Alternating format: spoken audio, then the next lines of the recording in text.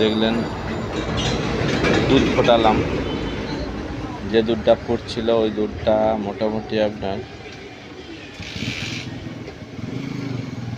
50% আনতে হবে।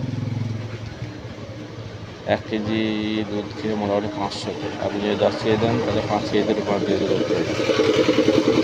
তারপর যে মিষ্টির গুটিগুলো করা হয়েছিল সেগুলোকে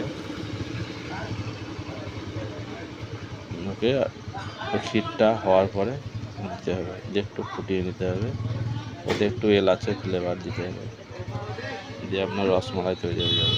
রসমালাই দিয়ে দেখালাম রেসিপি।